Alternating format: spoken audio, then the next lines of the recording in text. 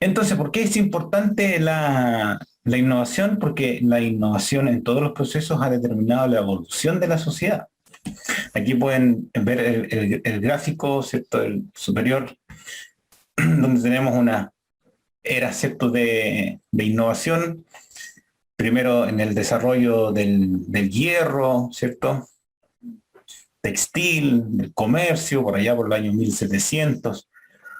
Luego tenemos el desarrollo del vapor, del tren, del algodón.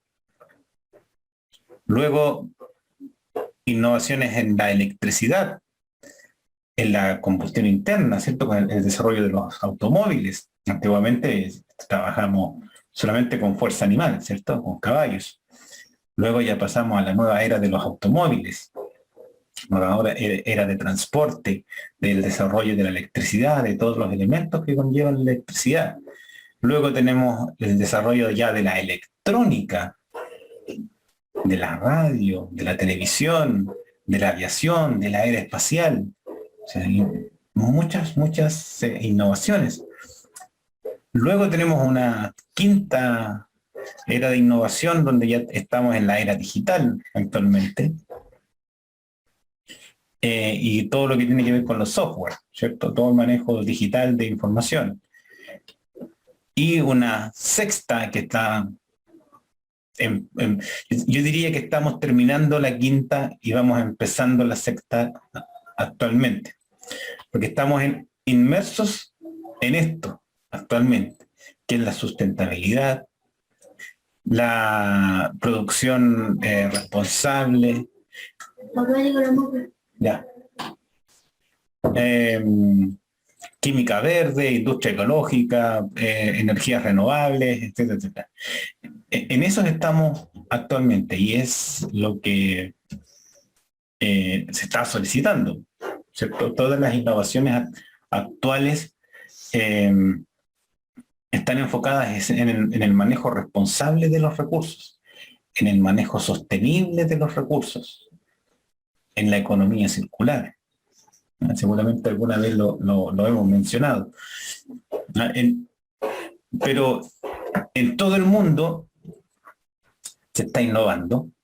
Hay países que son líderes en innovación, como Estados Unidos, que tiene una fuerte fomento de la innovación.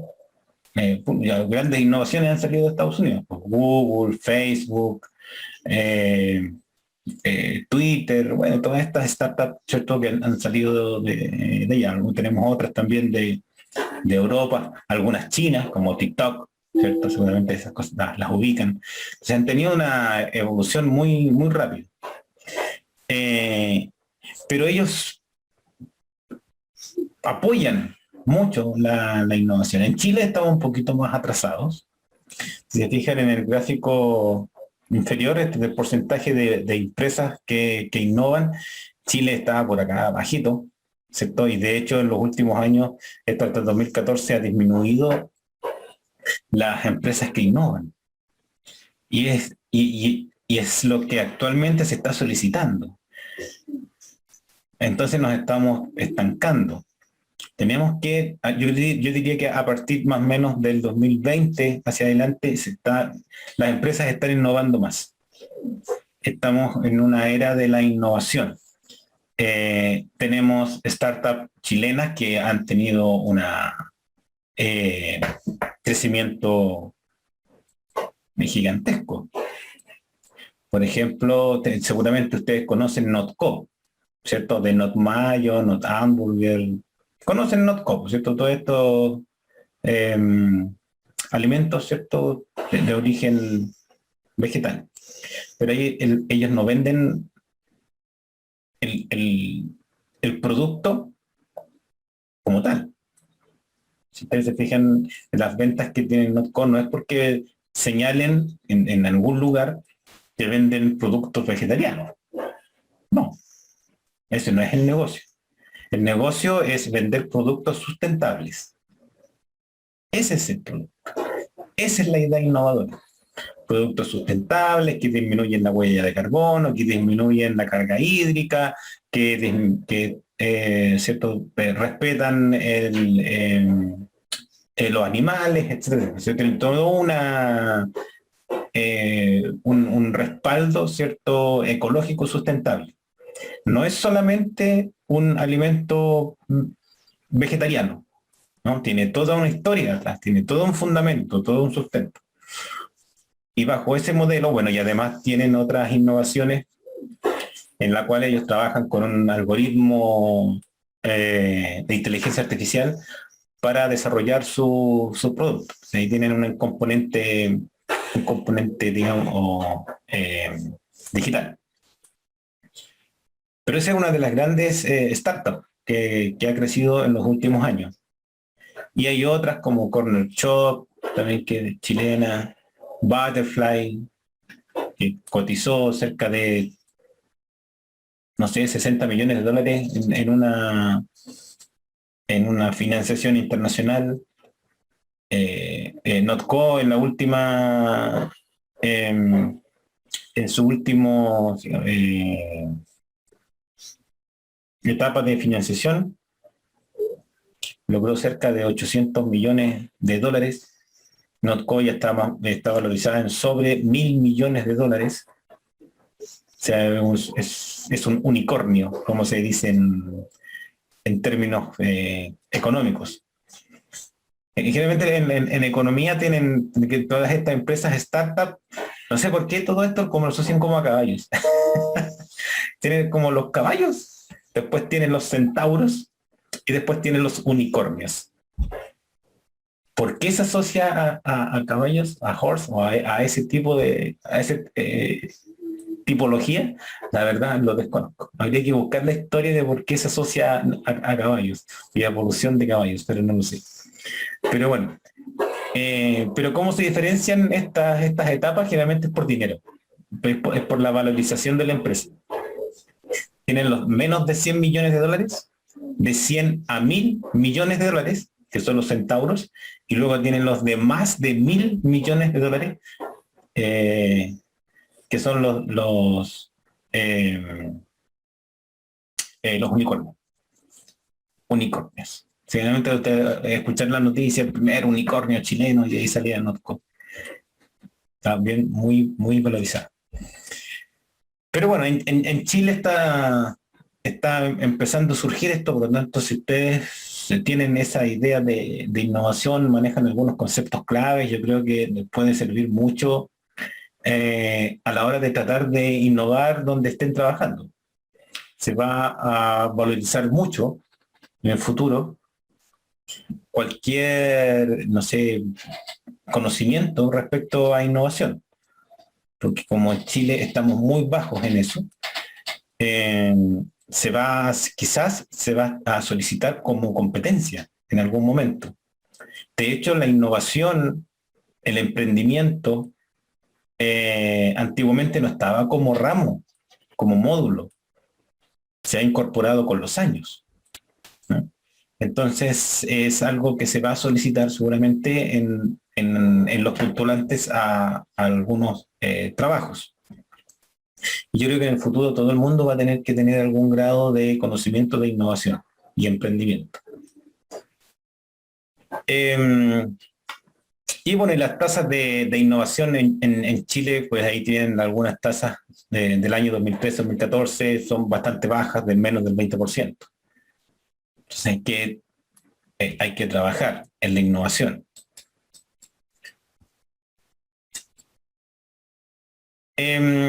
Bueno, ¿y qué es en este caso de la innovación? Ahora, tú puedes crear una innovación.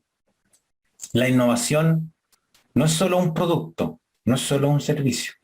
Generalmente cuando te dicen, oh, crearon una innovación, tú dices, ah, crearon algo, un producto, crearon un servicio, crearon algo nuevo. Pero no necesariamente está asociado a producto o servicio. Puede ser un proceso de gestión dentro de la empresa.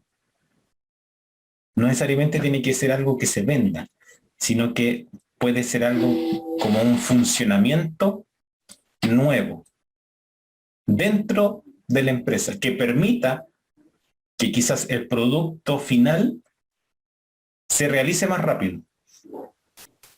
Por ejemplo, la innovación más grande en términos de procesos fue el Fordismo, la producción en masa, ¿cierto? Ahí no tienes un producto nuevo, tienes un proceso, ¿cierto? Un proceso nuevo. Ese fue la innovación, no fue el producto, porque el producto ya estaba. Fue el procedimiento.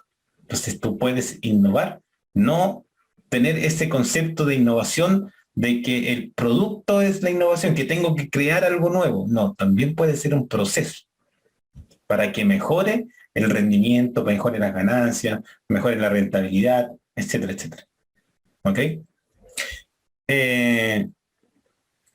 Entonces aquí en los... vamos a tener que estar aquí primero, en la idea. Y esta idea, como les había mencionado, puede ser un producto, un servicio, un procedimiento, lo que sea. ¿No? Algo novedoso, algo que no esté en el mercado. Luego de eso, de este proceso de creación de la idea, que ya vamos a ver algunas herramientas para trabajar esto de la idea de negocio, de la idea de innovación. Generalmente vienen diversos pasos en los cuales tú puedes crear esta innovación, es decir, llevarla a cabo. Porque existe mucha diferencia entre, por ejemplo, el inventor y el innovador. El inventor te puede decir, mira, yo inventé, no sé, un lápiz que tiene una forma de cruz y en las cuatro puntas sirven para rayar de diferente color. Es un invento. ¿Será operativo?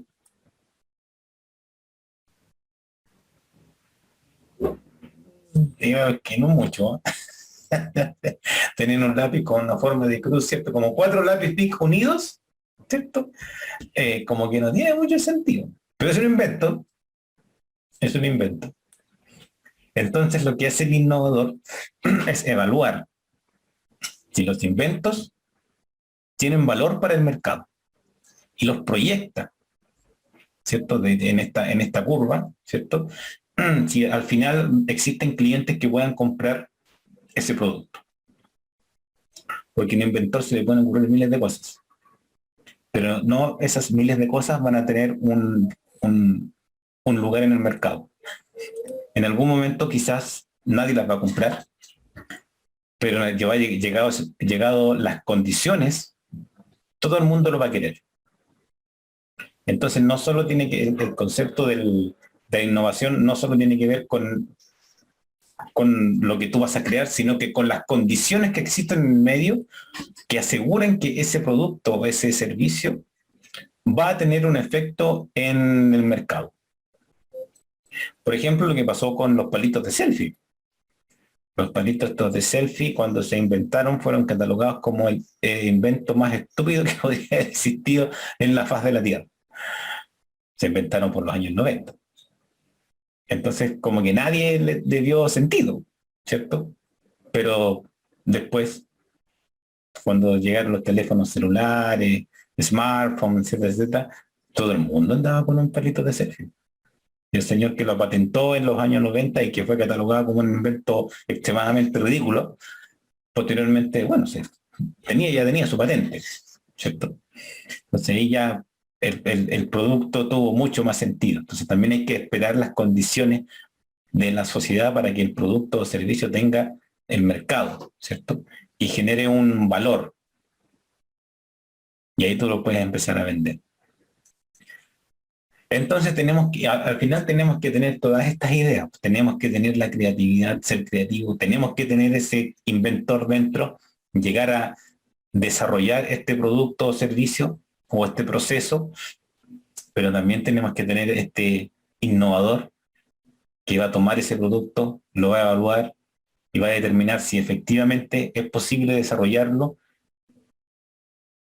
e insertarlo en el mercado para obtener rentabilidad.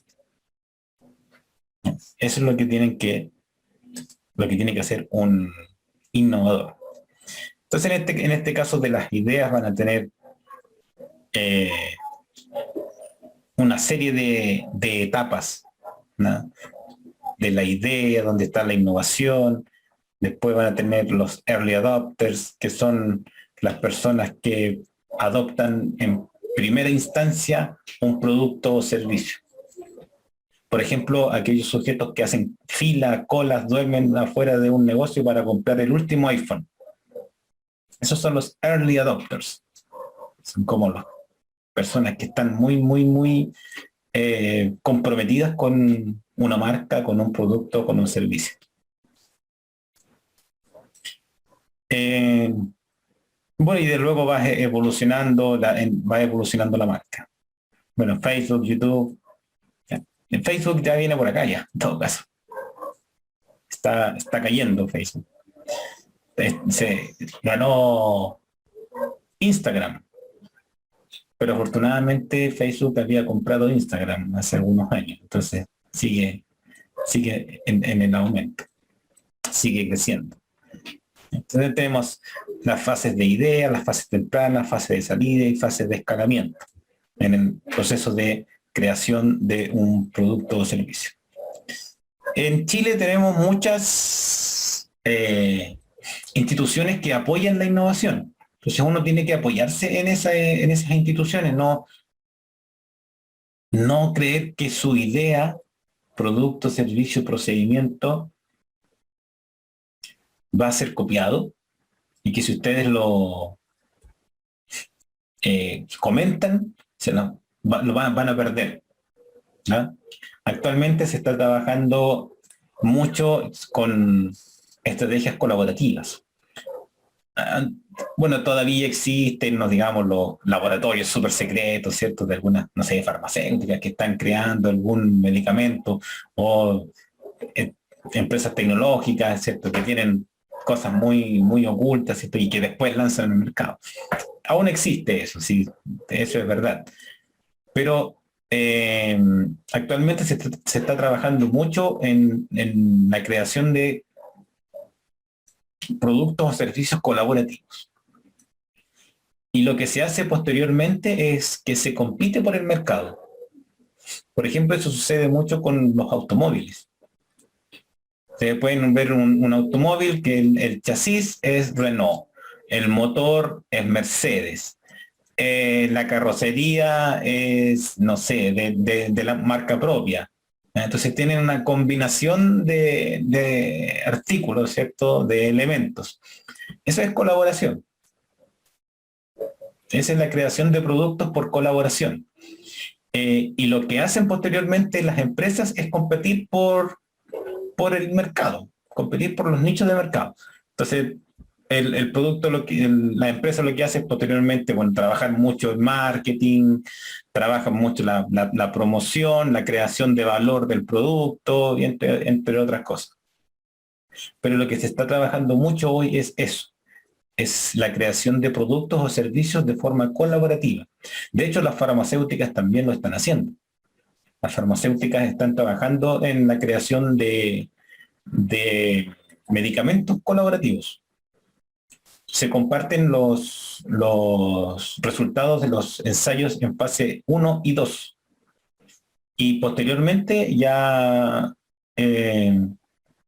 empiezan a crear los medicamentos o los procedimientos o las técnicas, etcétera, etcétera, y empiezan a competir por el mercado, ¿no? Por ejemplo, antiguamente un medicamento podría demorarse, no sé, un par de años, 5, 10 años, ¿cierto? En pasar por todos los procesos de fase 1, 2, 3, etcétera. Actualmente eso se demora mucho menos. Un año ya está todo listo y las empresas simplemente compiten por mercado. Se dieron cuenta que eso es mucho más rentable que demorarse muchos años en crear un producto. Mientras que colaborativamente puedes tener el producto mucho más temprano y simplemente competir por el mercado. ¿Quién puede generar ciertos recursos? Así que esa es lo que se está haciendo actualmente. En Chile entonces tenemos muchas incubadoras de negocios. Seguramente ustedes han escuchado alguna vez de una incubadora de negocios. En Talca hay varias. No sé si la universidad tiene una incubadora como tal. Yo sé que tiene algunos proyectos, algunos programas de incubación en el CEAP. Sobre todo de aquellos programas o innovaciones que están relacionadas al agroalimentaria. Pero no sé si tiene alguna como tal. Pero Corfo tiene algunas, creo que había una en la 2 Sur, por ahí había una incubadora. Estas incubadoras son para eh, levantar primero la idea de negocio. Posteriormente, cuando ya tú tienes las primeras ventas de esa idea de negocio, tienes las aceleradoras que te van a ayudar a escalar tu producto. O sea, tú con la incubadora creaste un producto X, una innovación relacionada a los alimentos. No sé, una barra de cereal, ¿cierto? Que contenía ciertos prebióticos, probióticos y que servía para, no sé, te voy a inventar la esteatosis hepática. Ya, lo lanzaste al mercado y fue un boom. Se creó un nuevo alimento funcional. Pero se va a vender en el mercado, pero el mercado, ¿cierto?, tiene un límite, ¿cierto?, que es de acuerdo a la cantidad de personas que existen. Luego tú ese producto lo puedes extender, lo puedes internacionalizar, de hecho, ¿no? O extender a otras regiones. Y para eso necesitas más dinero para crear una mayor producción y poder exportar o trasladarlo a otras regiones. Y ahí aparecen las aceleradoras. Y ahí tienen algunas aceleradoras. Luego también tienes el aporte del Estado a través de Corfo, ¿no?, que son los capitales semilla, capital abeja, que también puedes utilizar. Luego tienen los inversores ángeles, los inversionistas ángeles, que estos son personas o naturales o jurídicas que apoyan tu innovación y te dan dinero, a cambio, obviamente, de cierta rentabilidad. No es por nada, ¿no? Los aportes del Estado, eso sí no son por nada. Ellos apuestan por el crecimiento económico del país a través de estos aportes y la generación de empleo y otras cosas. Eso no se devuelve. Pero los inversionistas ángeles sí, van a requerir cierta rentabilidad de su inversión. Luego tienes ya las solicitudes de capitales extranjeros, y ahí tienes los capitales venture o los capitales corporativos, que generalmente son los solicitudes de capitales A, B, así se denominan. Y eso va relacionado a millones de dólares. Ahí estamos hablando de sobre 100, 60, yo creo que sobre 50 millones de dólares. Así que si tienen una idea innovadora, tienen que ponerle las ganas. Bueno, y al final, ¿qué es entonces la innovación? Una innovación, según lo que dicen los manuales, digamos, una definición de libro, es la implementación de una nueva o significativa mejora de un producto o servicio, o un nuevo proceso, o un nuevo método de marketing, o un nuevo método organizacional, en prácticas de negocios, organización del espacio de trabajo o relaciones externas. O sea, prácticamente es todo lo nuevo, toda aquella cosa, procedimiento nuevo, se puede denominar innovación. Pero yo creo que la innovación no está solamente asociada a mercado. ¿cierto? La innovación está asociada a toda la sociedad, cualquier tipo de proceso que cambie la dirección o evolución de una sociedad. También eso es una innovación. Entonces tenemos algunos tipos de innovación. Tenemos la incremental, la adyacente y la disruptiva. La incremental son los productos o mercados ya existentes, que tienen una nueva innovación de un producto, por ejemplo, que ya existe. Las adyacentes son productos o mercados nuevos para la compañía. Y la disruptiva es cuando no existe ese mercado y se crea un nuevo mercado a partir de ese producto o servicio. Por ejemplo, cuando se creó Uber. Uber fue, ¿cierto?, la primera empresa de esta relación de automovilistas con clientes, y eso abrió un mercado. Luego aparecieron otra serie de aplicaciones que hacen lo mismo, ¿cierto? Pero fue el primero que abrió ese mercado no existía. Y posteriormente se creó. Lo mismo pasa con varias aplicaciones, ¿no? El de los delivery también, en su instante fue una de las primeras. Los de Mercado Libre también en su primera instancia, primeras etapas también. Si todos abren, son disruptivas porque quebran el mercado tal como está y crean un nuevo mercado.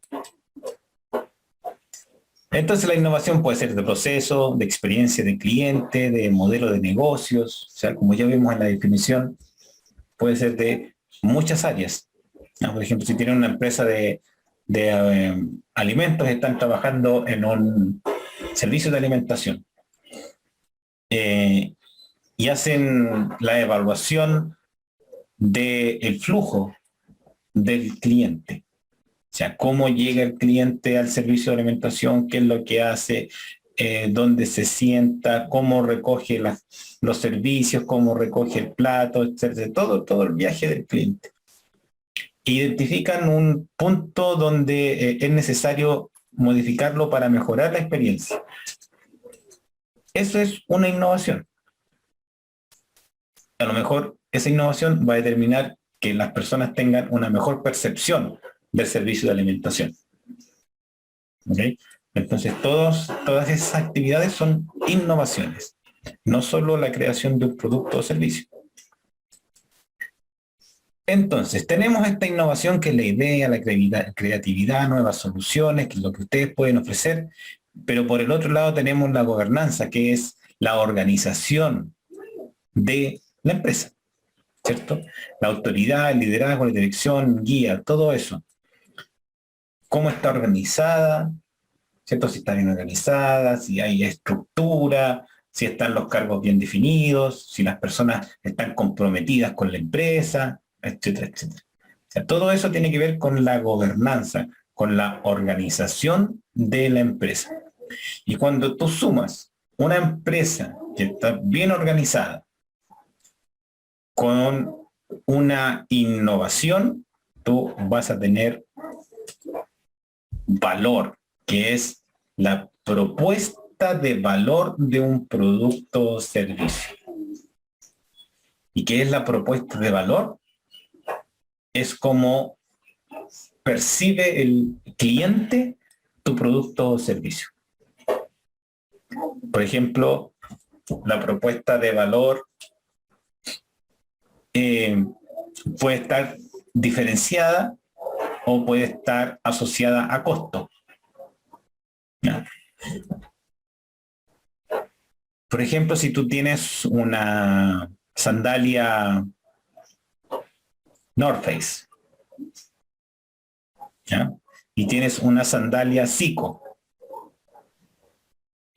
entonces la propuesta de valor puede estar enfocada en dos cosas: en la diferenciación, es decir, darle valor al producto a partir de marketing, promoción, etcétera, etcétera, calidad, etcétera. Le das un valor. el valor percibido por el cliente. Por ejemplo, en las empresas, eh, algunas empresas trabajan con esta diferenciación.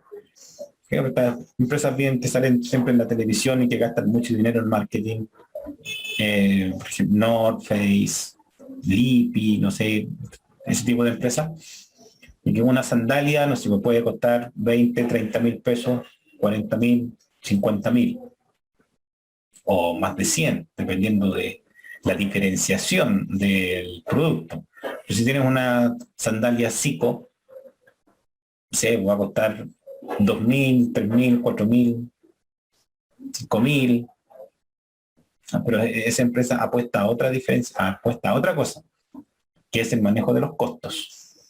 Mientras menos costos y más venta, más rentabilidad. Mientras que las otras empresas apuestan a la diferenciación. Entre más diferenciación, puedo solicitar un costo, ¿cierto? Un valor mayor, pero voy a vender menos, pero de todas formas voy a obtener rentabilidad. Entonces tiene esas dos vías. Pero todo eso genera una percepción del cliente. Y lo que uno lo que quiere lograr actualmente es esa percepción de valor. ¿Cuál es la propuesta de valor que uno va a entregar al mercado? Es decir, a las personas que estarían interesadas en comprar o no el producto o servicio. Entonces se necesita creatividad para las nuevas soluciones, pero ejecutar con disciplina para alcanzar el valor. Y esa ejecución disciplinada es la que lo da el innovador o innovadora. Y aquí tenemos algunos ejemplos para generar valor de bajo costo, de desarrollar productos, soluciones personalizadas o de patentamiento. Cuando tienes una idea o invento muy innovador, tú lo patentas y eres la única persona que lo puede vender, comercializar. En Chile las patentes duran 10 años. Entonces, si tú creas un producto o un procedimiento nuevo que no existe en el mercado a la fecha, lo puedes patentar.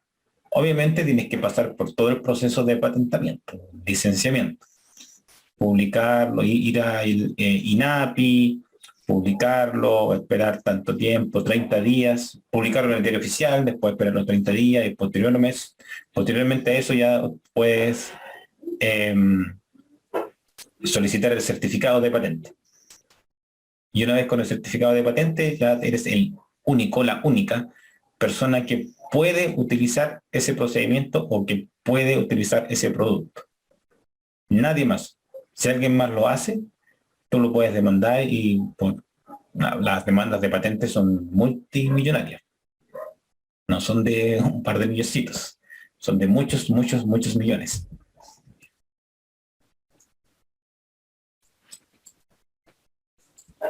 Ahora, ¿cuáles son los tres ejes, los lentes de la innovación? Aquí tenemos primero la deseabilidad. La gente quiere lo que usted está creando, cómo se enteraron, qué les atrae, qué los hace volver. Es decir, ¿es deseable su producto o servicio? ¿Será deseable? Entonces habría que evaluarlo. ¿Es factible? ¿Es posible hacerlo? Miembros clave del personal, es una marca reconocible, es asociable con líderes de la industria. ¿Es posible realizar lo que usted está pensando hacer? ¿Y es viable? Es decir, ¿hay dinero para hacerlo? ¿En la estructura de costos de la empresa podría solventar la creación de este producto o servicio nuevo? ¿Existe algún punto de equilibrio? ¿Cuál es el riesgo para la empresa de crear este nuevo producto o servicio? Entonces, cuando tú manejas estos tres puntos, deseabilidad, factibilidad y viabilidad, podrías estar seguro de que tu innovación va a tener un efecto positivo. Y para crear estas innovaciones existen algunas herramientas. En este caso aquí yo les presento el Design Thinking, que es básicamente es un proceso sistemático de creatividad, ¿no? Donde tienes que primero empatizar con el cliente, es decir, ponerse en el lugar del cliente. Aquí en esta metodología lo llaman el buyer persona, como el buyer persona es como decir el cliente, ¿cierto? La persona que va a comprar. ¿Cuáles son sus características? ¿Cuáles son sus miedos? ¿Cuál es su grupo etario? ¿Cuál es su nivel socioeconómico? Etcétera, etcétera. Entonces las empresas tienen clarito cuál es el tipo de cliente a las cuales están apuntando cuando crean sus productos. Por ejemplo, no sé, el líder, el supermercado líder, ¿cierto? Usted dice siempre los precios más bajos, ¿cierto? Ahí ya te dice la estrategia del líder. Te dice que está apuntando a reducir los costos y que los clientes que va a tener pueden ser de cualquier grupo socioeconómico, porque siempre va a tener los precios bajos. O sea, la ganancia del líder va a ser la venta masiva. O sea, entre más vende, más va a ganar. En cambio, por ejemplo, en el Jumbo, la estrategia del Jumbo no es vender más productos, porque la estrategia del Jumbo es crear diferenciación. ¿A través de qué? De un servicio más confortable, ¿cierto? Con espacios más amplios, con una mayor disponibilidad de productos, mayor diferenciación, productos internacionales, con más cajas operativas, ambiente siempre limpio, agradable, temperatura agradable. Entonces te crea otro ambiente, ¿ok? Y ellos entonces cobran un poco más porque su estrategia no es vender más para generar más ganancias, sino que la diferenciación. Esa es la apuesta. Entonces el cliente, ellos apuntan a otro tipo de cliente. Quizás puede ser un cliente que pueda acceder, ¿cierto? Tenga un poquito más de ingresos económicos, que pueda pagar por ciertos productos que son casi exclusivos. Por ejemplo, en el Jumbo venden licores que pueden llegar a costar, no sé, 400, 500 mil pesos. En el líder no. Entonces apuntan a diferentes tipos de clientes. Pero cuando tú estás creando una innovación, algo nuevo, no sabes más o menos cuál es tu cliente. Tú puedes creerlo, puedes creer que tu cliente puede ser tal persona, pero a lo mejor no lo es. Porque lo que uno piensa está sesgado por su historia, por donde vive, etcétera, etcétera. Entonces, para poder determinar efectivamente cuáles van a ser los clientes, tienes que necesariamente realizar consultas, tienes que preguntar, tienes que hacer entrevistas, tienes que hacer una especie de encuesta o investigación de mercado para saber si tu producto eh, o servicio va a funcionar donde tú crees que va a funcionar. O sea, hay que hacerlo. Luego tienes que definir el problema. ¿Cuál es el problema que estás solucionando? Puede ser, no sé, algún problema de salud o simplemente, no sé, deseo de consumir algún tipo de alimento, apetito, necesidades hídricas, ¿cierto? eh, proponer múltiples ideas, y ahí te viene el proceso de creatividad, muchas ideas para solucionar ese problema. Luego se seleccionan las mejores ideas, bueno, ahí tienes que tener ciertos criterios, cierto de factibilidad, de viabilidad, si son operativas, si son consecuentes con la visión de la empresa, etcétera, etcétera. Luego creas un prototipo y luego evalúas si cumple las expectativas, ¿no? Y ahí lo implementas. Y luego de eso ya puedes escalar y lanzar el producto. Primero lanzar el producto al mercado y luego escalar.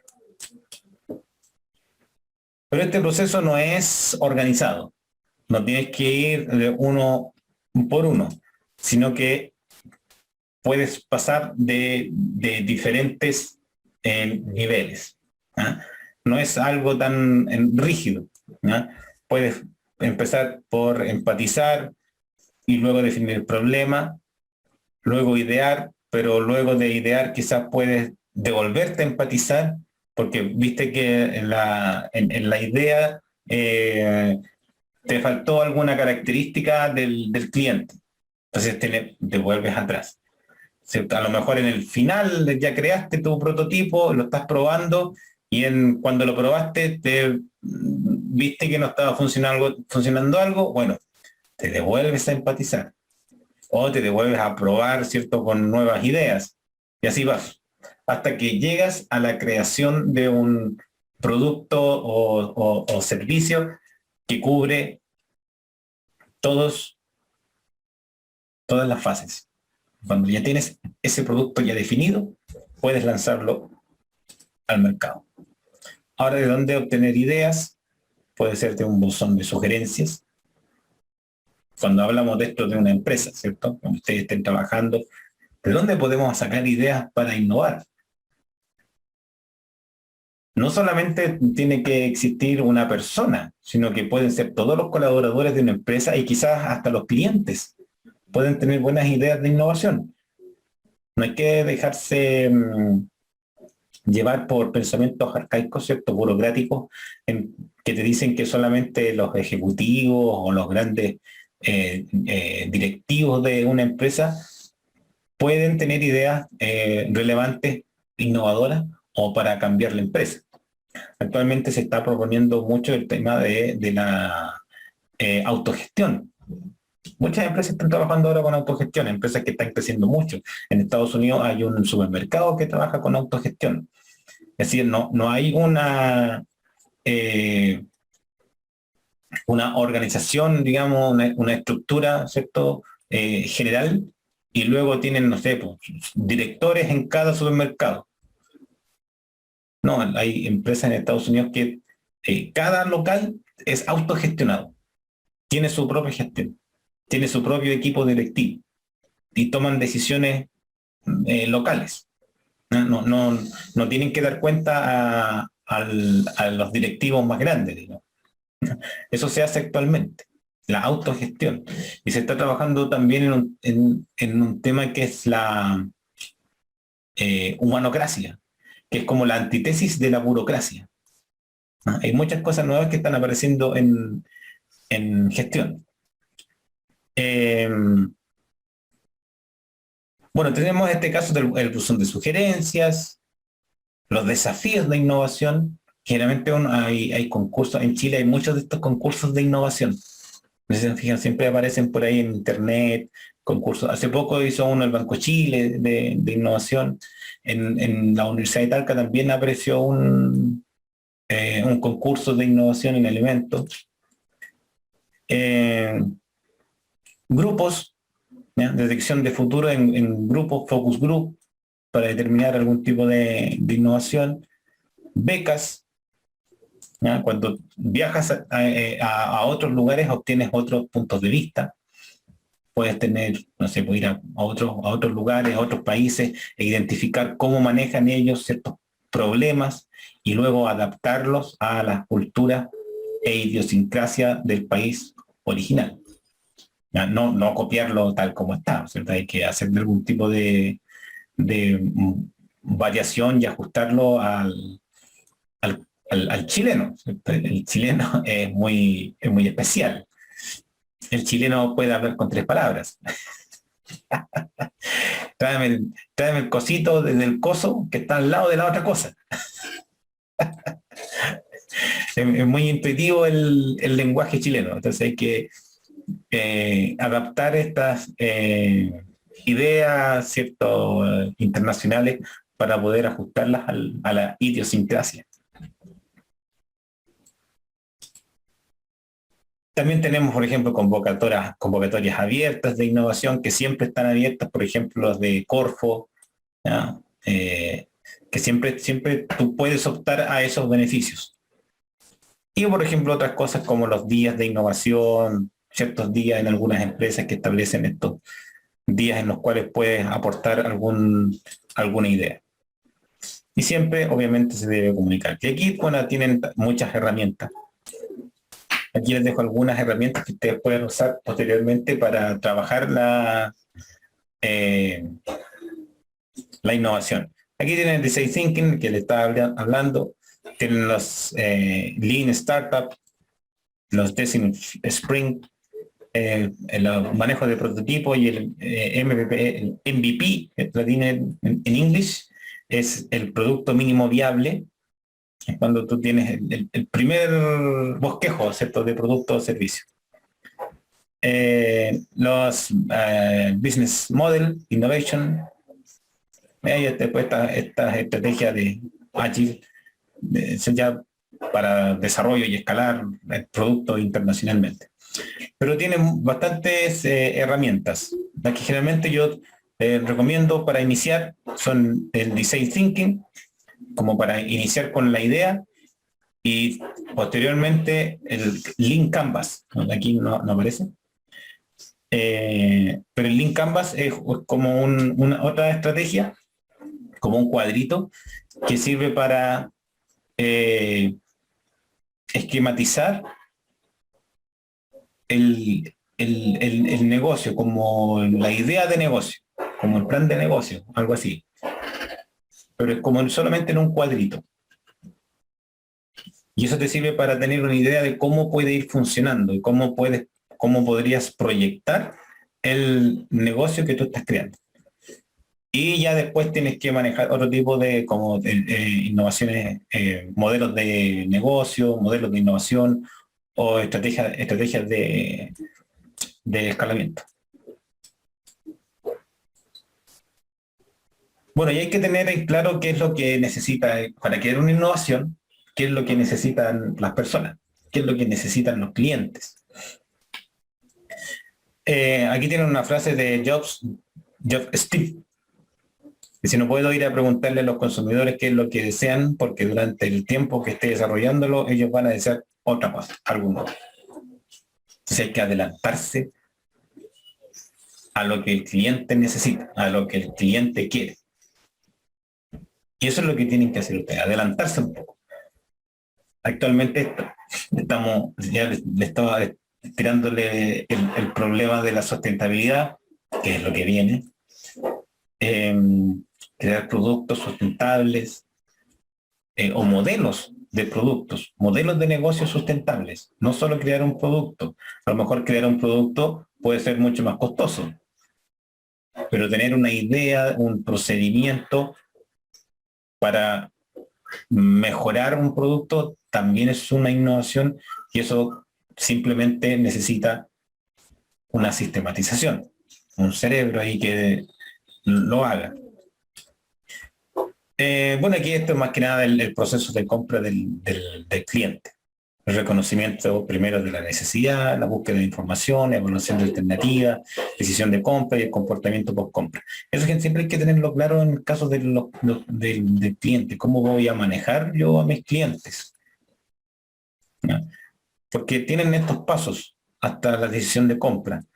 Realmente uno dice, voy a lanzar un producto al mercado, a ver cómo me va. No, no podía hacer eso. No se puede. Tú tienes que tener más o menos claro cómo va a resultar, cuál va a ser el manejo del producto o servicio en el mercado. Para eso tendrías que haber hecho una serie de pasos, ¿cierto? Y ya cuando estés listo, lanzar el producto y ya con una cierta certeza de que el mercado lo va, o los clientes, digamos, lo van a comprar, o lo van a adquirir. No lanzarse a ciegas. Bueno, y para los clientes hay también algunas herramientas que les pueden servir para el manejo de los clientes, como el Customer Journey. O también le dicen el Customer Journey Map, que es como el proceso por el cual el cliente va a adquirir el producto y va a pasar toda esa experiencia de compra, ¿ya? Entonces aquí tienes que completar, ¿cierto? Aquí le aparecen 5 pasos, pero pueden ser N pasos. Todos los pasos por los cuales el cliente llega a comprar. Por ejemplo, si estás en un, no sé, en un restaurante. Entonces, el primer paso podría ser la publicidad. ¿Cómo el cliente conoció el restaurante? Fue por un boca a boca, un comentario, ¿cierto? Fue porque vio algún flyer, algún aviso, fue porque vio o escuchó alguna publicidad. ¿Cómo llegó? Ese fue el primer punto. Luego llega al restaurante. Hay, no sé, estacionamiento propio, tiene que estacionarse en otro lugar, hay estacionamiento gratis o es de pago. ¿Cómo llega? Estacionamiento hay para embarazadas, existe estacionamiento para personas con discapacidad, no sé, etcétera. O sea, ahí hay otro punto. Luego el acceso al restaurante. Hay un, no sé, mozo, ¿cierto?, que abre la puerta, se abre automáticamente, la persona tiene que empujar, hay escaleras al iniciar, al ingresar, hay acceso para sillas de ruedas. Hay muchas preguntas que están solamente en el acceso. Luego cuando ingresas, ¿cómo es el ambiente? ¿El ambiente es agradable? ¿Cómo es la temperatura? ¿Las mesas son suficientes? ¿Las mesas son cómodas? ¿Las sillas son cómodas? ¿Está bien ordenado? Ahí también, ahí estamos en otro ambiente. Después para pedir la carta, ¿cómo es la carta? ¿Se puede leer la carta? ¿Está adecuada? ¿El tamaño de letra? Hay una tabla digital que puedes a lo mejor escanear con un código QR. Eh, luego el mozo, ¿cuánto se demora en atenderte? Te pregunta lo que necesitas, lo que no necesitas, etc. Bueno, y así pueden con una serie de pasos X en los cuales ustedes van a finalizar hasta que el cliente se va del establecimiento o hasta que el cliente compre el producto. Pero ahí no termina el paso. Ahí no termina. Porque tienen que promover la fidelidad al final. Siempre promover la fidelidad. Es decir, para que el cliente vuelva a comprar o a adquirir el producto o servicio. ¿Cierto? Ya lo habíamos conversado, esto de la fidelidad, que es súper importante. Porque tienes que lograr que esa persona vuelva a comprar el producto y ojalá que hable bien del producto o servicio. ¿Ok? Siempre es bueno eso. Es bueno aquí en este procedimiento, en el de Customer Journey, bueno, están los canales, las métricas, las respuestas, las oportunidades. También hay algunos que agregan como un gráfico, si está bueno o está malo. También hay otros que incorporan los puntos de contacto o momentos de verdad, que son donde la empresa tiene contacto con el cliente. En fin, hay una serie de herramientas que te pueden servir para gestionar este proceso, el proceso de la experiencia del cliente. Bueno, aquí otro, una relación entre la creación de valor y la percepción de los clientes. Primero nosotros tendríamos que entender el mercado, investigar a los clientes, administrar la información de marketing para que llegue a las personas, una serie de pasos hasta el captar el valor y generar clientes satisfechos y leales. Captar el valor de por vida de los clientes, incrementar la participación en el mercado y del cliente. Pero yo creo que este punto es uno de los más importantes, crear clientes satisfechos. Porque cuando tú creas un cliente satisfecho, per se, le estás dando valor al producto o servicio. Porque cuando un cliente se va satisfecho es porque recibió buena calidad, recibió buen trato, recibió todo lo bueno y quizás sobrepasaste las expectativas, creaste una satisfacción extra. Entonces la satisfacción te va a crear lealtad y eso te va a generar un valor del producto o servicio. Ese es uno de los puntos más importantes y más relevantes. Entonces aquí tenemos los tipos de momentos, yo que les había mencionado los puntos de contacto o momentos de verdad, que es cuando el producto o servicio tiene contacto con el cliente. Por ejemplo, cuando recibes información, cómo te atienden. Generalmente las empresas privadas te atienden bien, con una sonrisa, en las empresas públicas no tanto. No sé si les ha tocado, pero a veces tratan de hacerlo, pero a veces no les resulta mucho. A veces no son muy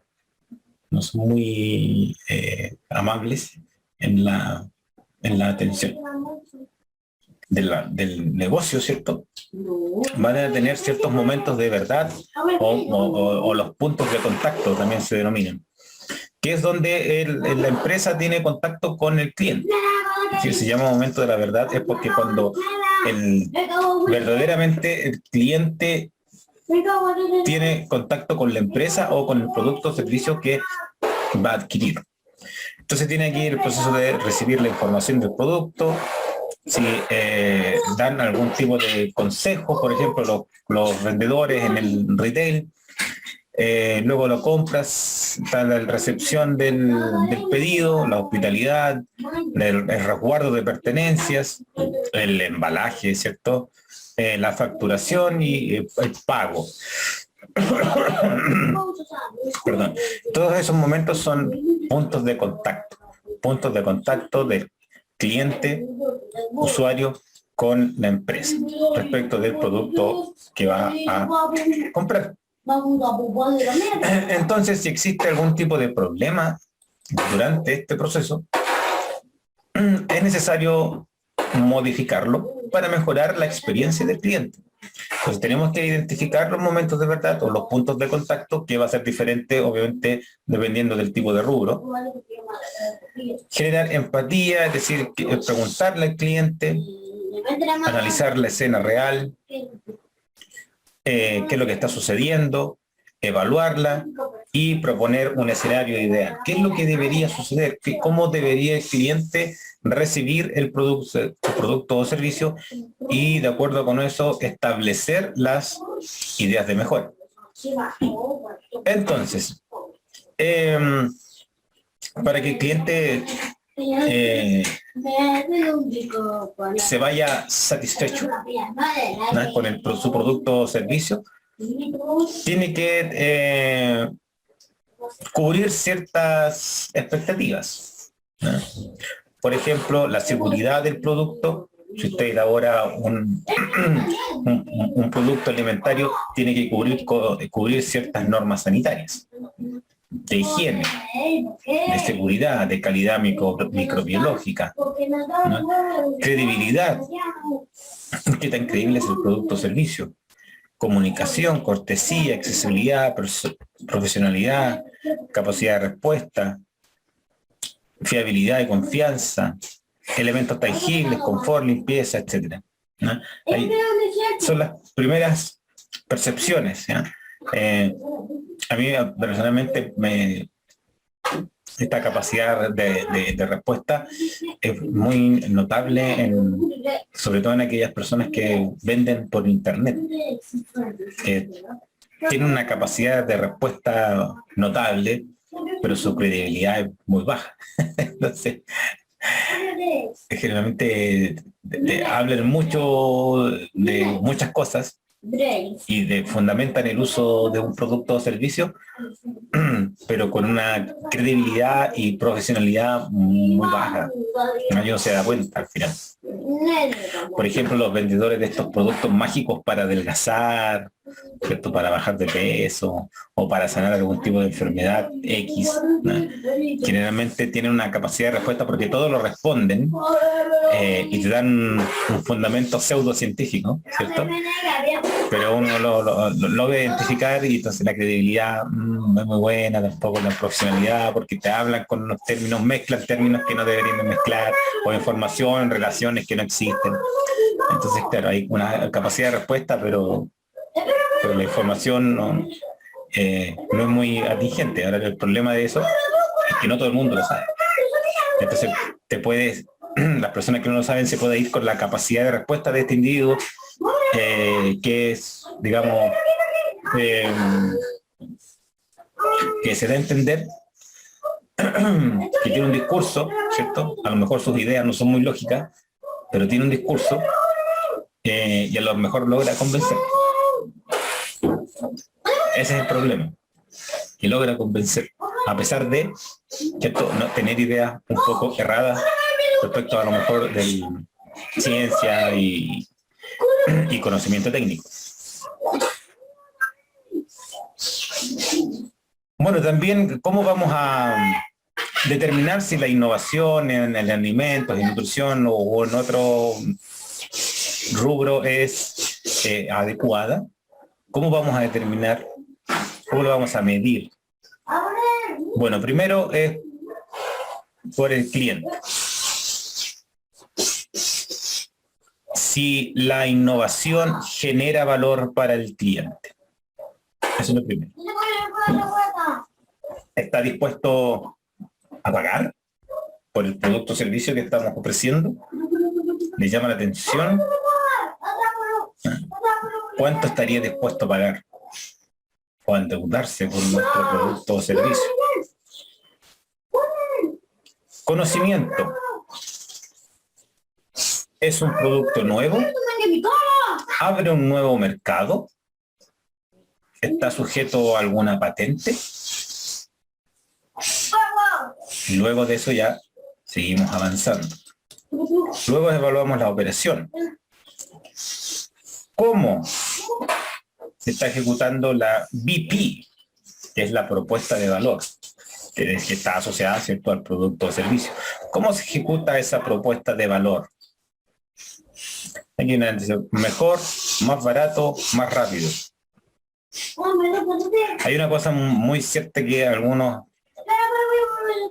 personas que trabajan en innovación y dicen que tienes que realizar la mayor cantidad de evaluaciones posibles de un producto o servicio antes de lanzarlo al mercado, porque si te equivocas en ese proceso, te equivocas mucho más barato que si te equivocas en el proceso ya de lanzamiento o en escalamiento del producto o servicio. Y es cierto, porque si te equivocas antes, te equivocas mucho más barato. Tienes tiempo, ¿cierto?, para corregir y para lanzar un producto que esté que sea de mejor calidad y que no tenga estos errores, ¿no? Por lo tanto, siempre hay que equivocarse antes de lanzar el producto. Y luego evaluar el aspecto financiero. Si existe o no, si es viable, etc. Y una vez que ya tienes la innovación ya desarrollada, ¿cierto?, tienes la formulación, etcétera, tienes tu innovación lista, ya puedes iniciar este plan de negocios que nosotros estamos realizando. Así que primero analizamos el macroentorno, el microentorno, establecemos visión, misión, estrategia, ¿no? Evaluamos las 5P de la promoción, precio, producto, plaza, promoción, y se establecen lo que ya nosotros conocemos: el plan comercial, el plan de operación, el plan de recursos humanos, el plan financiero. Entonces aquí tenemos un diagnóstico, un plan estratégico y planes operativos y funcionales. Y por último, aquí tenemos el plan financiero, que nosotros vimos de dónde vamos a sacar dinero, cómo lo vamos a utilizar, en términos bien simples, ¿cierto? Para no complejizarnos mucho la existencia. Pero en términos más específicos, el plan financiero debería estar preocupado de la preparación, de la evaluación y de la incorporación del riesgo de la empresa. Entonces hay algunos aspectos que deberían estar incorporados dentro de la planeación financiera. Algunos consejos para ustedes. Rodéate de un equipo y consejeros. Nunca emprendas solo. ¿Lo puedes hacer? Sí, lo puedes hacer. Pero es difícil. Y la probabilidad de que tengas sesgos o errores es mucho mayor si trabajas solo. Que nadie te va a decir si estás haciendo algo mal, nadie te va a decir que lo estás haciendo mal. Tú vas a creer que lo estás haciendo pero excelente, pero quizás no lo estás haciendo bien y nadie te lo va a decir. Por lo tanto, ojalá rodearse de un buen equipo, ojalá de diferentes disciplinas. Al cliente le importa su experiencia con tu producto, más que el producto en sí, le importa la experiencia, la funcionalidad, cómo va a obtener y cómo va a funcionar ese producto o servicio. Equilibra tu portafolio de productos, o sea, no solamente tengan uno, sino que amplíen y, si es posible, siempre diversificar diferentes tipos de productos, diferentes rubros, si es necesario, cuando ya tengan algo de estabilidad. Siempre dar al cliente lo que quiere, lo que necesita. Utilizar tecnología como agricultura, formar alianzas, todo en su lugar, siempre orden. Y más no es sinónimo de mejor, no siempre es mejor. Generalmente cuando das mucho, puede que te equivoques, puede que erres. Le ha pasado a empresas gigantescas. A Coca-Cola le pasó alguna vez, cuando intentó cambiar el nombre a Coke, cambiar de Coca-Cola a Coke. No sé si ustedes seguramente lo han visto por ahí, que hay en algunas publicidades aún aparece el Coke. En alguna vez en su historia Coca-Cola trató de cambiar y esa innovación fue demasiada. No tuvieron la recepción que esperaban y tuvieron que rápidamente volver a Coca-Cola. Entonces, a veces demasiado no es sinónimo de que vaya a ser mejor. Hay que estudiar bien el mercado. ¿Y qué nos depara para el futuro? Bueno, la economía colaborativa, ya se los habíamos mencionado, ¿cierto? Economía circular, producción personalizada, están los consumidores empoderados, consumo responsable y menos leales a las marcas. Hay muchas marcas actualmente. Entonces las personas ya no son tan leales y no se cierran, ¿cierto?, a una marca específica, como lo era antiguamente, sino que ahora tienen una mayor abanico, ¿cierto?, de marcas, de posibilidades. Y son consumidores empoderados. Y muchos son consumidores muy informados y conocen muchos de los productos, los que se denominan prosumers. Los prosumers son aquellas personas que manejan mucha información de algún tipo de producto o servicio y que generalmente aconsejan de ir o no ir, de usar o no usar cierto producto o servicio. Saben bastante de alguna cosa. Y por último, la sustentabilidad y cambio climático, que es lo que se apunta actualmente. ¿Qué es esto de la sustentabilidad? Seguramente lo vimos en algún momento que es el cuidado del ambiente, de la sociedad y de lo económico, manejar los 3 puntos, la triada de la sustentabilidad, lo social, lo económico y lo ambiental. Y aquí esta imagen de la economía circular, que es básicamente es tratar de que el producto o servicio tenga el menor impacto posible dentro de del ambiente, ¿no? Para siempre generar residuos muy pocos, ojalá nada, ¿cierto? Siempre reutilizar, reciclar. Ahora, ¿en qué podemos innovar nosotros como nutricionistas? Y hay algunas cosas que son bastante graves a nivel mundial y que, en lo cual se necesita innovación, sí o sí. Y, por ejemplo, en la escasez hídrica. Ustedes saben que ya Chile estamos en un proceso de escasez hídrica bastante grave.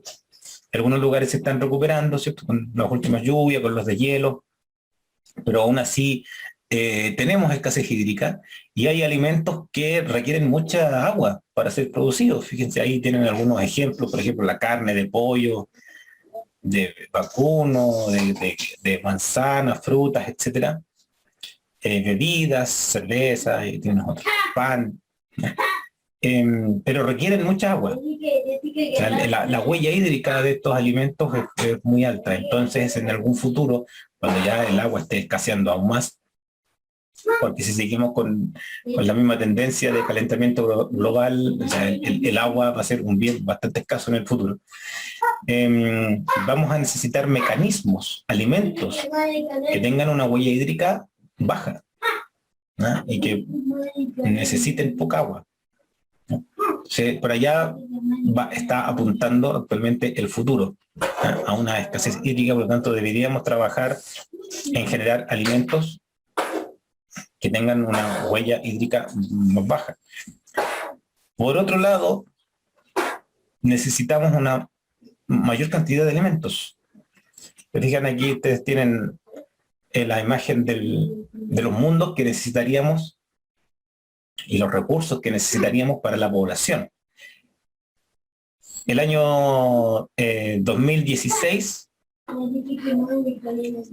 necesitamos 1.6 tierras de tierra cultivable, planetas de tierra cultivable, para alimentar a toda la población. O sea, de hecho, los recursos renovables actualmente estamos gastando los recursos renovables del año 2023 o 24. Así de mal estamos. Y para el año 2050 vamos a necesitar casi 3 planetas de tierra cultivable para alimentar a los 10 billones de personas que somos. Entonces, vamos a necesitar mucho alimento. Y vamos a necesitar nuevos alimentos. De hecho, se están estudiando nuevas formas de preparación de alimentos. De hecho, ya se creó una carne in vitro, carne de pollo in vitro. En el laboratorio se creó la carne. Se está trabajando también con proteína a base de insectos. Como son fáciles de, digamos, cultivar, criar insectos, no sé cómo se llame. Y desde ahí se obtiene proteína. Entonces hay muchas también innovaciones en alimentos y en obtención de alimentos de nuevas fuentes. Carne libre de crueldad. Sí. No va a ser... Claro, estas tendencias, ¿cierto?, están aumentando. Se va a hacer, al final, crear nuevas fuentes de alimentos libres, ¿cierto?, de crueldad animal, sostenibles, claro, porque el consumo de la creación de carne animal, además de ser un proceso, ¿cierto?, de sacrificio de animales, se requiere una gran cantidad de agua, una gran cantidad de pastoreo, genera metano y tiene otra serie de inconvenientes. Entonces, al final no es muy sostenible, que digamos. Y hay que crear nuevas fuentes de alimentos. Existen los mecanismos. Actualmente existen carne vegetal hay algunas empresas que han creado sustitutos vegetales de carne. Bueno, hay algunos personas que no les simpatiza mucho la idea de la carne vegetal y quieren carne. Hay personas que son muy carnívoras. Pero existe la posibilidad de crear carne, ¿cierto? De otro tipo de modelo, ¿no? De modelos in vitro, modelos de insectos, etcétera, etcétera. Entonces actualmente se está trabajando en ese aspecto, porque como les digo, no hay espacio, no hay elementos, no va a haber elementos. De aquí al 2050 vamos a estar, si no nos ponemos las pilas, vamos a estar bastante mal. Bueno, una de las empresas que le ha ido bastante bien en esto del manejo de la sustentabilidad de los alimentos es Notco. Como les decía, fue el unicornio, uno de los primeros unicornios chilenos de startup. Y actualmente tienen varios productos y ellos venden sus productos nacional e internacionalmente.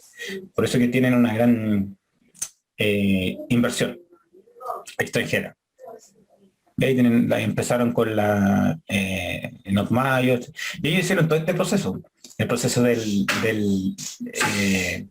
primero con el design thinking, modelos Canvas, itineración de modelos, generación de proyectos, postulación a fondos concursables, y así fueron haciendo todo el proceso para la creación y llegar ahora donde están, que es una de las empresas startup más grandes, más importantes de Chile. Eso, muchas gracias por su atención.